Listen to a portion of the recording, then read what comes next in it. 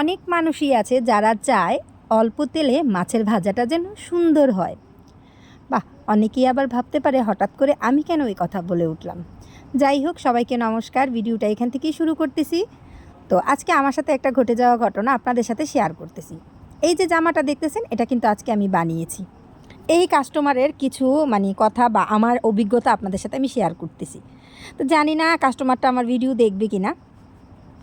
উনি একটা three piece আমার একটা না 4টা থ্রি পিস আমাকে ঈদের 4 দিন আগে এসে বলে গেছে যে, আন্টি আমি আপনাকে 4টা থ্রি পিস বানাতে দেবো, আমার 4টা থ্রি পিস বানিয়ে দিন, একদম নর্মাল, কোনো ডিজাইন হবে না। তো আপনারা তো দেখলেনই, এটাকে কি ডিজাইন বলে না ডিজাইন ছাড়া বলে বলবেন। এটা কিন্তু আমার জামাটা কমপ্লিট হওয়ার পরে পায়জামাতেও এরকম লেস লাগানো ডিজাইন ছিল। তো আমিও বললাম যে ঠিক আছে, আমি ঈদ উপলক্ষে যেহেতু আমি গ্রামে থাকি, সেখানে মজুরিটা একটু কম, আমি সেই অনুপাতে তাকে মজুরি বলে দিলাম যে হ্যাঁ, ঈদ উপলক্ষে আমি 30 টাকা করে প্রতি সেট থ্রি পিসে বাড়িয়ে দিয়েছি, আমার মজুরি হবে এত টাকা। সেও বললো ঠিক আছে। পরদিন সে থ্রি পিস নিয়ে আসলো। আনার পরে এখন সে গলায় লেস, হাতে লেস, পাইপিন, পুঁতি, তার সব কিছুই চাই। তার কথা মতো, ভাষ্য অনুসারে এগুলা কোনো ডিজাইন না, কিন্তু মজুরি হবে ওই নর্মাল ওইটাই। তার কথা হচ্ছে এগুলা লাগাইতে আর কতটুকু সময় লাগে, এগুলা করতে আর কী বা পরিশ্রম লাগে। তো ওই যে অল্প তেলে মাছ ভাজাটা সুন্দর হতে হবে, এমনটাই কথা। তা এই ধরনের কাস্টমাররা আমার এখানে সেলাই করতে না আসাটাই আমার মনে হয় উত্তম।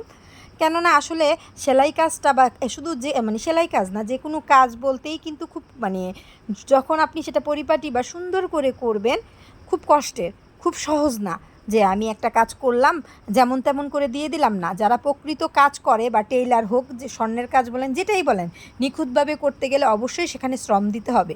তা আমিও চেষ্টা করি আমার কাস্টমাররা যেন রিপিট আমার কাছে আসে, তারা যেন অন্ততপক্ষে আমাকে যতটুকুই মজুরি দেয়, আমি চেষ্টা করি তাদেরকে খুশি করার জন্য। তারা যেন আমার কাজ দেখে তাদের অন্ততপক্ষে টাকাটা যেন উসুল ওঠে।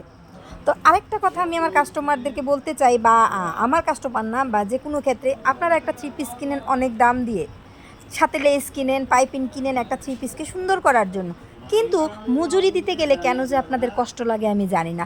অন্ততপক্ষে টেলারদেরকে প্রাপ্য মজুরিটুকু দেওয়ার চেষ্টা করবেন। কেননা আপনি যদি একটা 2000 4000 টাকা দিয়ে থ্রি পিস কিনেন, সেই জামাটা বানানোই যদি ভালো না হয়, টেলারকে যদি সন্তুষ্টই না করতে পারেন, আপনার ওই দামি থ্রি পিসটার আমার মনে হয় যে তেমন কোনো মূল্য থাকবে না। আপনারা ভালো টেইলারও খুঁজবেন, ভালো কাজও খুঁজবেন, কিন্তু আপনারা সব কিছুতে পয়সা খরচ করতে চান, টেইলারদেরকে পয়সা দিতে চান না।